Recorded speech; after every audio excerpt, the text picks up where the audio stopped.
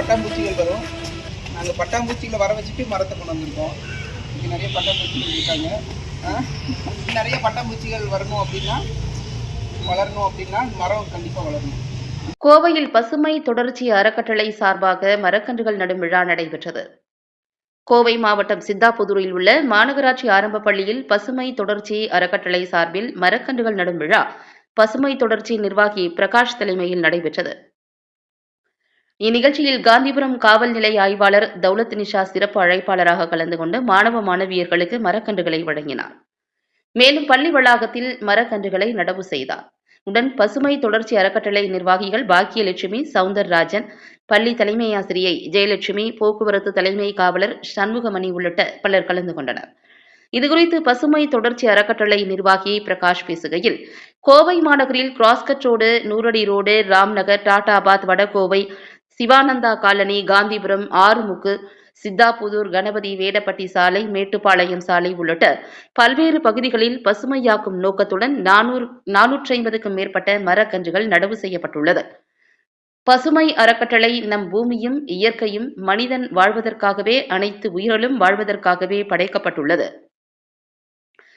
எனவே நாம் நமது வாழ்நாளில் ஒரு மரக்கன்றையாவது நட வேண்டும் என்பதே எனது வேண்டுகோளாக கேட்டுக்கொள்கிறேன் என்று கூறினார். காவல் நிலைய ஆய்வாளர் தௌலத் நிஷா பேசுகையில், அனைவரும் இயற்கையை பேணி காக்க வேண்டும். சாலையோரங்களில் உள்ள மரங்களை வெட்டுவதோ அல்லது கிளைகளை உடைப்பதோ கூடாது. இது தண்டனைக்குரிய குற்றமாகும். இதுபோன்ற குற்றச் செயல்களில் ஈடுபட்டால் காவல்துறையிடம் அல்லது வருவாய்த்துறையிடம் பொதுமக்கள் புகார் தெரிவித்தால் நடவடிக்கை மேற்கொள்ளப்படும் என்று தெரிவித்தார்.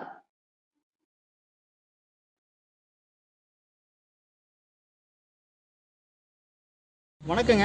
பசுமை தொடர்ச்சி அறக்கட்டளையின் சார்பாக இன்றைக்கு கோயம்புத்தூர் சித்தாபுதூர் ஆரம்ப பள்ளியில் மரக்கன்றுகள் நடும் விழா.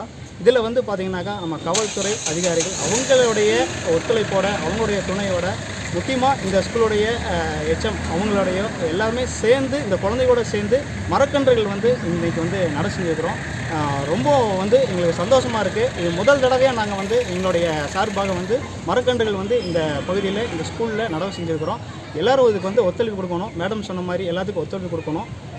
இதுவரை எவ்வளோ மரக்கன்றுகள் நட்டுருக்கீங்கன்னா, இப்போ நம்ம எவ்வளோ நடுறதுக்காக திட்டமிட்டு? இப்போ பார்த்தீங்கன்னாக்கா இங்கே ஒரு 15 மரக்கன்றுகள் நடவு செய்கிறோம் இந்த ஸ்கூலில் மட்டும். இது வரைக்கும் பார்த்தீங்கன்னாக்கா ஒரு 450 மரக்கன்றுகள் நடவு செஞ்சுக்கிறோம். நிறைய மரக்கன்றுகள் நிறையா உங்களுக்கு கொடுத்துருக்குறோம். அந்த மாதிரி குழந்தைகளுக்கு, வேறு ட்ரஸ்ட்டுக்கு இந்த மாதிரிலாம் கொடுத்துருக்குறோம். இது வரைக்கும் அப்படி தான் பண்ணிகிட்ருக்குறோம். மரங்கள் வைக்கிறது மட்டும் இல்லை, அதை பாதுகாப்பு பண்ணி பராமரித்து அந்த மாதிரி தான் நாங்கள் கொண்டு போயிட்டுருக்குறோம் எல்லா விஷயமே. எந்த ஒரு இது மாதிரி மரங்களுக்கு ஏதாவது தொந்தரவு பண்ணால் காவல்துறை அணுகி அவங்கக்கிட்ட நாங்கள் இந்த கம்ப்ளைண்ட்டை நாங்கள் கொடுப்போம்.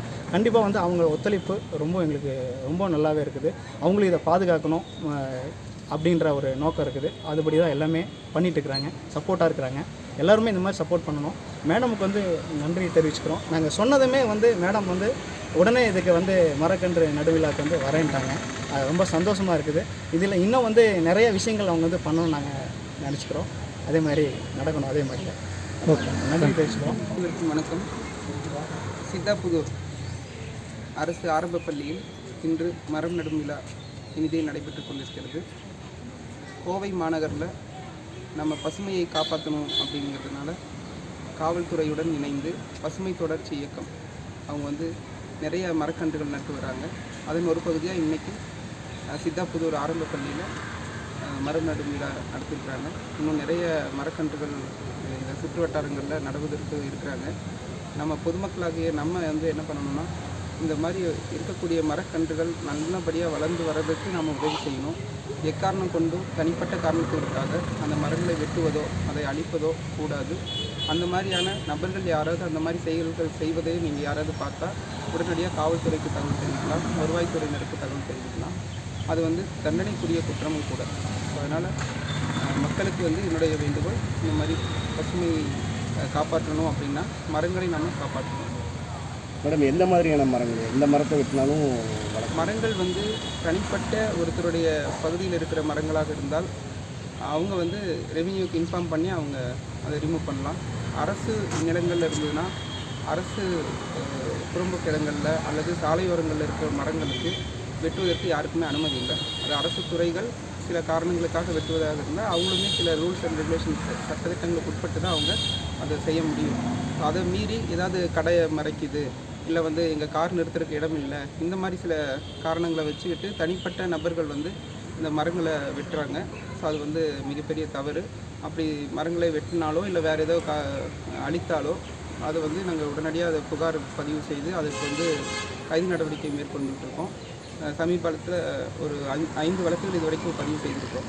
ஸோ அதனால் பொதுமக்கள், குறிப்பாக வியாபாரிகள் அவங்களோட தொழில் நிறுவனங்கள் முன்னாடி இருக்கிற மரங்களை வந்து செழிப்பாக வளர்கிறதுக்கு உதவி செய்யணுமே தவிர அதை அறுக்கிறதுக்கு, வெட்டுறதுக்கு அல்லது அதை அழிக்கிறதுக்கு எந்த ஒரு முயற்சியும் செய்யக்கூடாது. அப்படி ஏதேனும் தடையாக இருந்தால் உரிய அரசு நிறுவனங்களை, அரசு அதிகாரிகளை நாடி அதுக்கு உண்டான என்ன ஒரு பரிகாரம் செய்ய முடியுமோ அதன் மூலமாக அந்த மரங்களை எடுக்கலாம்.